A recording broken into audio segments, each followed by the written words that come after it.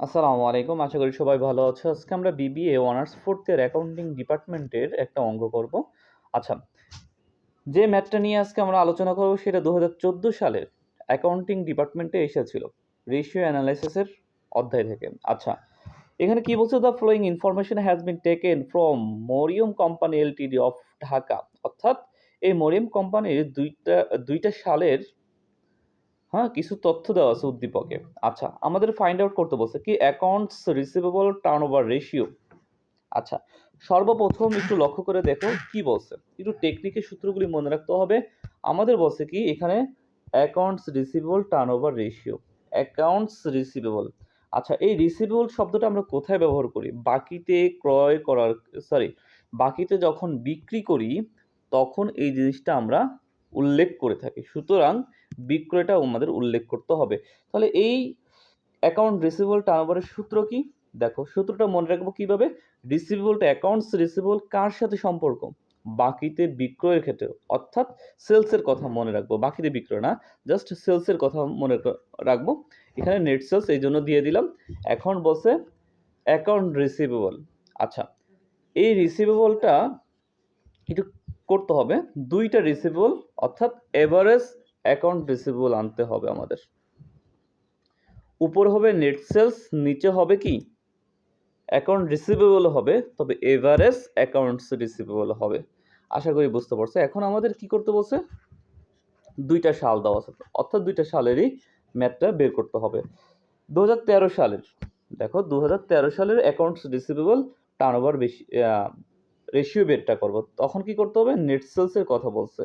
Net sales কোথায় আছে? এই যে নেট সেলস দেওয়া আছে। 13 সালের নেট সেলস 39,60,000 টাকা, সরি 39,60,000 টাকা। সেই 39,60,000 টাকাকে আমরা উল্লেখ করলাম। 39,60,000 টাকা আমরা এখানে উল্লেখ করলাম। এখন বলছে average accounts receivable. Average accounts receivable, average accounts receivable কোথায় পাবো? আমরা যেহেতু 13 সালের ম্যাথ করতেছি, অর্থাৎ 13 সাল আর 12 সালের যে আমাদের অ্যাকাউন্টস রিসিভেবল আছে, অ্যাকাউন্টস রিসিভেবল যে এটা আছে, যেটা আছে এই দুইটা যোগ করে 2 দিয়ে ভাগ দিব, তাহলে আমাদের 13 সালের এভারেজ অ্যাকাউন্টস রিসিভেবল আমরা পেয়ে যাব। দেখো তাই করছে, 5,50,000 আর 5,20,000-কে 2 দিয়ে ভাগ দিছে, বের হয়ে গেল। এখন 2012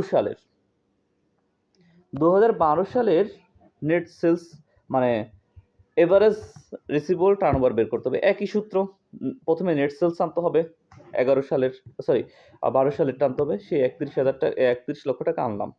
এখন এভারেজ অ্যাকাউন্টস রিসিভেবলটা কিভাবে বের করব সেটাও দেখো।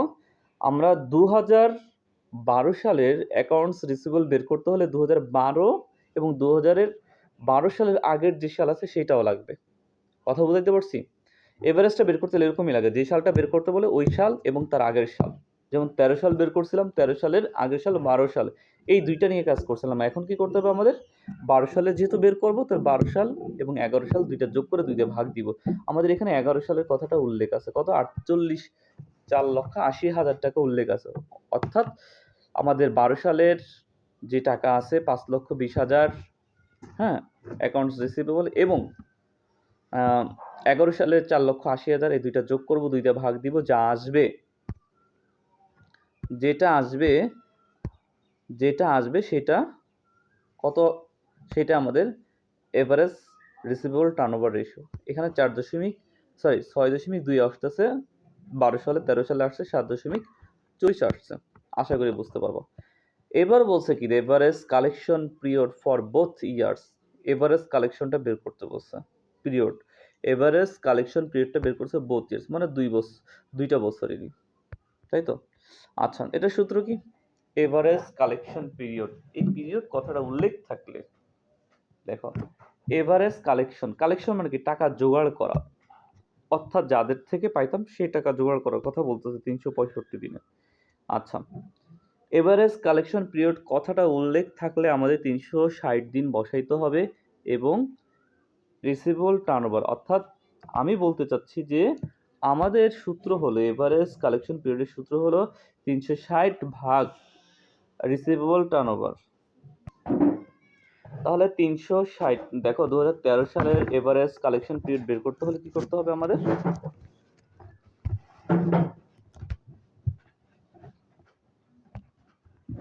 360 এটা মুখস্থ কথা, 360টা আনতেই হবে আমাদের।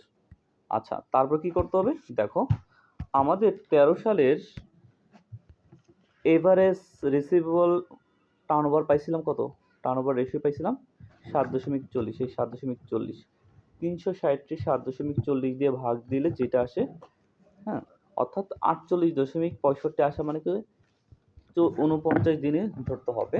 ঠিক 2012 সালেরটাও তাই, 360কে ভাগ দিতে হবে কত, 2012 সালের যে এভারেজ রিসিভেবল টার্নওভার রেশিও আসছিল 6.20, সেই জিনিসটা দিয়ে ভাগ দিব, তাহলে আমাদের আসে 58.06। আর এইটা মানে যদি 50-এর উপরে আসে তাহলে আমরা এটারে মানে 0.50-এর উপরে যদি আসে তাহলে আমরা এটারে কি ধরবো, 49।